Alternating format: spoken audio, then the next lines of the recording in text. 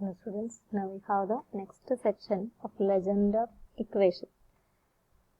This is also a differential equation and we find the solution of that differential equation by power series method itself. So it is a continuation of power series method.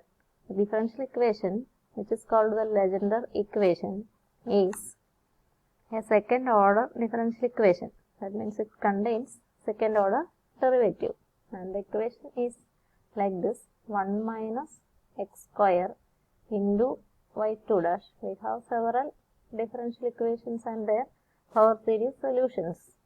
Like that we can solve this equation too. Then minus 2x into y dash plus n into n plus 1 n into n plus 1 into y equal to 0. The differential equation contains variable y, its derivative y dash, second derivative y2 dash. നമ്മൾ 1 plus x y dash plus y equal to 0 എന്നൊക്കെ കഴിഞ്ഞ ക്ലാസ്സിൽ equation solve ചെയ്തിട്ടില്ലേ? അപ്പം അതുപോലെ ഒരു second order differential equation ആണ്. പക്ഷെ ഇതിന്റെ പ്രാധാന്യം കൊണ്ടാണ് ഇത് നമ്മൾ പ്രത്യേകമായിട്ട് പഠിക്കുക. പിന്നെ ലെജൻഡേഴ്സ് ഇക്വേഷൻ എന്ന് പേര് വിളിക്കുക. ഇതിന്റെ സൊല്യൂഷൻ ആണ് ലെജൻഡർ പോളിനോമിയൽ. അതിന്റെ ഓർഡർ അനുസരിച്ച് പി എൻ ഓഫ് എക്സ് എന്നൊക്കെ വിളിക്കും. Solution P N of X കൊണ്ടാണ് ഉണ്ടാക്കുന്നത്. അപ്പോൾ legender equation and legender polynomial എന്നുള്ളതാണ് ഈ സെക്ഷനിൽ നമുക്ക് പഠിക്കാനുള്ളത്. ഇതിൽ നമ്മളൊരു എൻ കാണുന്നുണ്ട്. എക്സ് വേരിയബിൾ ആണെന്ന് നിങ്ങൾക്കറിയാം. എൻ ഒരു റിയൽ കോൺസ്റ്റന്റ്. എൻ ഒരു ഗിവൺ നമുക്ക് തരുന്ന എൻ 3 എന്നോ 5 എന്നോ ഒക്കെ തരാം. Given real constant. അതൊരു ഇക്വേഷനെ സംബന്ധിച്ച് കോൺസ്റ്റന്റ് ആയിരിക്കും. X is A variable. ഇപ്പൊ ഇവിടെ എൻ എന്നായിരിക്കില്ല, ഒരു പർട്ടിക്കുലർ ലെജൻഡർ ഇക്വേഷൻ എഴുതുമ്പോൾ എഴുതുക. ഇവിടെ 3 × 3 + 1 അങ്ങനെയൊക്കെ ഉള്ള ഫോമിലായിരിക്കും. And any solution to this is called the Legendre equation. ഈ കാണുന്നതാണ് നമ്മളുടെ Legendre equation. And the solution of Legendre's equation, ഇതിന്റെ സൊല്യൂഷനെ നമ്മൾ ലെജൻഡർ ഫംഗ്ഷൻ എന്നാണ് വിളിക്കുക. ഈ ഇക്വേഷന്റെ സൊല്യൂഷൻ നമുക്ക് സാധാരണ രീതിയിൽ കണ്ടുപിടിക്കാം. പവർ സീരീസ് മെത്തേഡ് ഉപയോഗിച്ച് കണ്ടുപിടിക്കാം. ആ സൊല്യൂഷനെ നമ്മൾ ലെജൻഡർ ഫംഗ്ഷൻ എന്നാണ് വിളിക്കുക. ഇനി അപ്പോൾ ഇതിന്റെ സൊല്യൂഷൻ എന്താണെന്നാണ് നമ്മൾ അസ്യൂം ചെയ്യുക. സാധാരണ പവർ സീരീസ് മെത്തേഡിൽ ചെയ്യുന്നത് പോലെ തന്നെ ഇതിന്റെ സൊല്യൂഷൻ നമ്മൾ നേരത്തെ ചെയ്തിരുന്നത് പോലെ തന്നെ a0 plus a1x plus a2x square plus etc. അങ്ങനെ തന്നെ നമ്മൾ അസ്യൂം ചെയ്യുന്നു. Let the solution B. അതിനെ നമ്മൾ പവർ സീരീസ് ആയിട്ടും എഴുതാറുണ്ട്. Sigma m equal to 0 to infinity am into x raised to m. അത് എക്സ്പാൻഡ് ചെയ്താൽ a0 plus a1x plus a2x square plus etc. അങ്ങനെ നമുക്ക് എക്സ്പാൻഡഡ് ഫോമിലും എഴുതാം, അല്ലെങ്കിൽ ഇങ്ങനെ സമ്മേഷൻ നൊട്ടേഷൻ ഉപയോഗിച്ചും നമുക്ക് എഴുതാനായിട്ട് സാധിക്കും. If this is the solution of the differential equation y, then we can find y dash and y2 dash. y dash expanded form il ezhudam, allengil y dash ingane ezhudam: sigma am into x raised to m. appo m into am into x raised to m minus 1 ennu varum terms. appo evideya start cheya? m equal to 1 ilana start cheya. 1 into a1 into model start ചെയ്യുക. a1 ൽ start ചെയ്യുക. x raised to 1 minus 1. അപ്പോൾ ഇത് m equal to 1 to infinity y dash. അല്ലെങ്കിൽ അതിന് expanded ഫോമിൽ a1 plus 2a2 x plus etc. അങ്ങനെ വേണമെങ്കിൽ നമുക്ക് എഴുതാം. a1 plus 2a2 x plus etc. അങ്ങനെ വേണമെങ്കിൽ അതിന് എഴുതാം. And y2 dash. y dash ഇവിടെ എഴുതിയിട്ടുണ്ട് സമ്മേഷൻ നൊട്ടേഷനിൽ. അതിനെ വീണ്ടും ഡിഫറൻഷിയേറ്റ് ചെയ്താൽ m into m minus 1 into x raised to m minus 2. അത് എഴുതുമ്പോൾ നിങ്ങൾക്കറിയാം a2 ലാണ് സ്റ്റാർട്ട് ചെയ്യുക. അപ്പോൾ m equal to 2 സ്റ്റാർട്ട് ചെയ്യുക.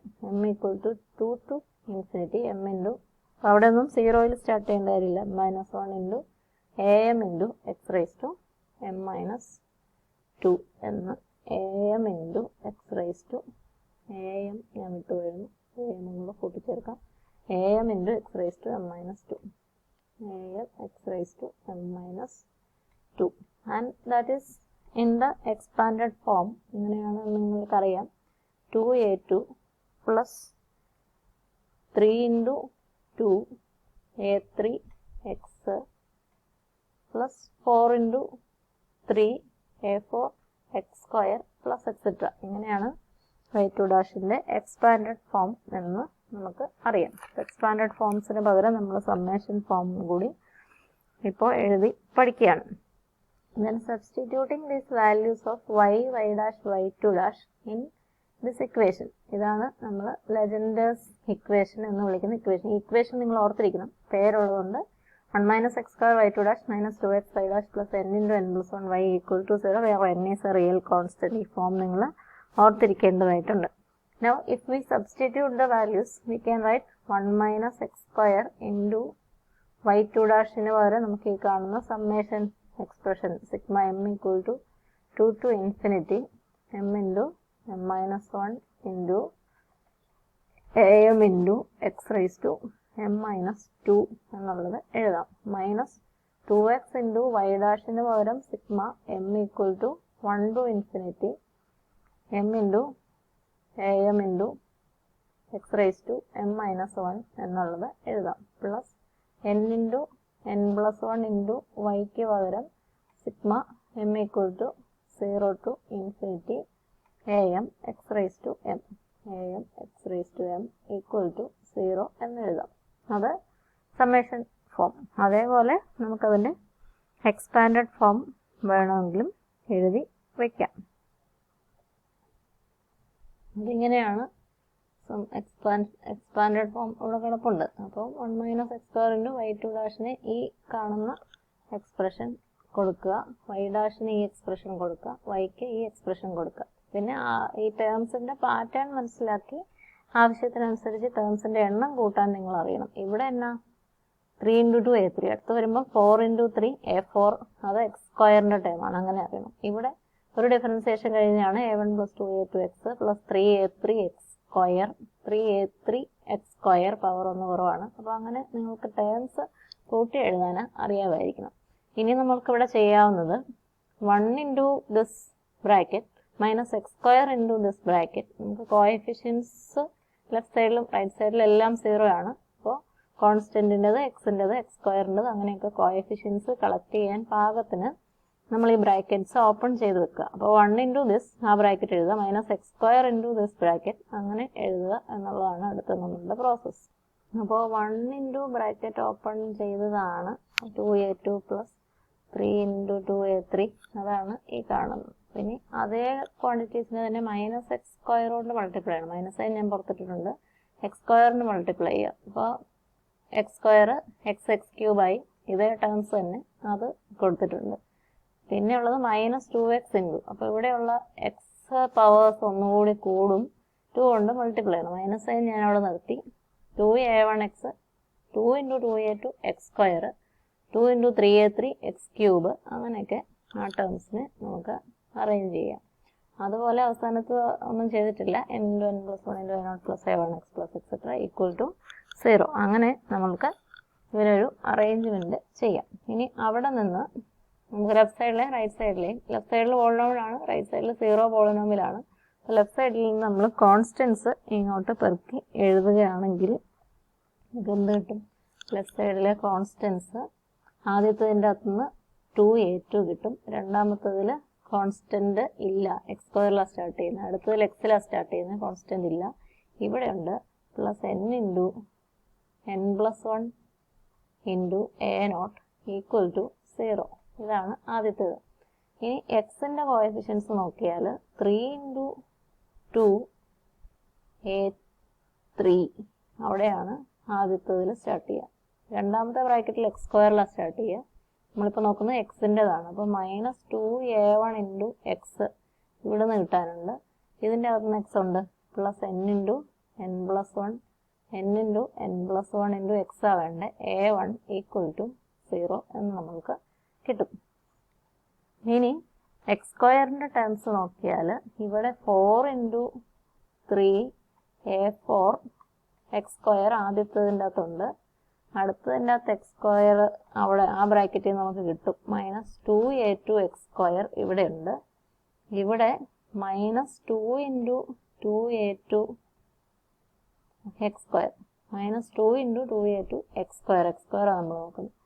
ഇതിൻ്റെ അകത്ത് ഇനിയുള്ളത് minus plus n into n plus 1 into n into n plus 1 into x സ്ക്വയറിൻ്റെയാണ് വേണ്ടത്. അപ്പോൾ a2 ആണ് കിട്ടുക ഈക്വൽ ടു 0. അപ്പോൾ ഇവിടെ രണ്ട് സ്ഥലത്തു നിന്നേ നമുക്ക് വന്നുള്ളൂ. ഇവിടെ ഇപ്പോൾ എല്ലാ ബ്രാക്കറ്റിൽ നിന്നും വന്നു. 1 2 3 4 ബ്രാക്കറ്റ്സ് നമ്മൾ ഓപ്പൺ ചെയ്യുന്നുണ്ട്. 4 ഇടത്തുനിന്നും ഇപ്പോഴത്തേൻ്റെ അകത്ത് വന്നു.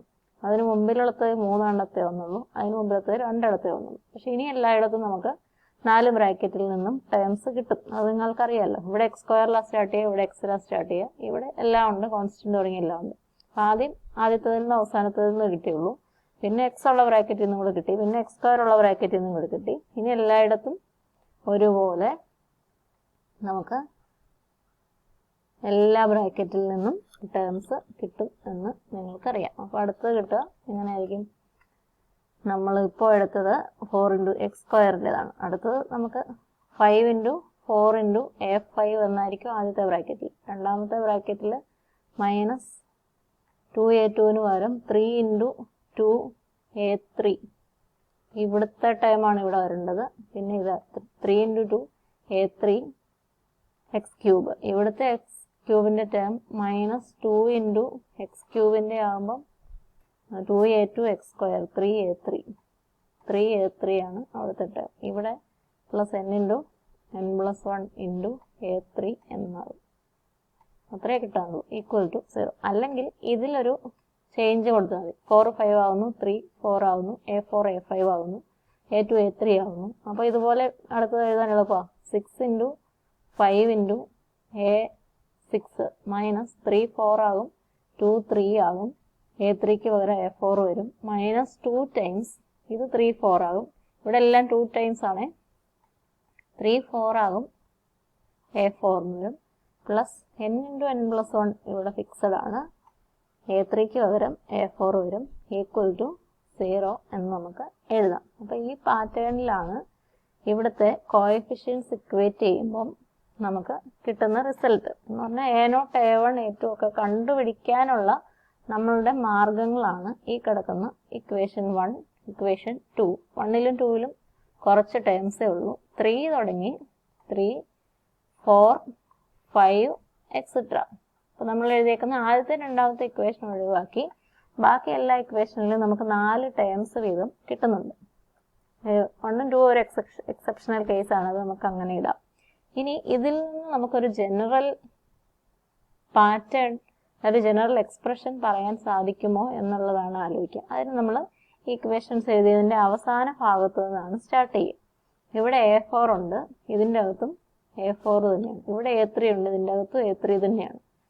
അപ്പോൾ n into n plus 1 into, അപ്പോൾ a2 തുടങ്ങിയേ നമുക്ക് ഇതുള്ളൂ.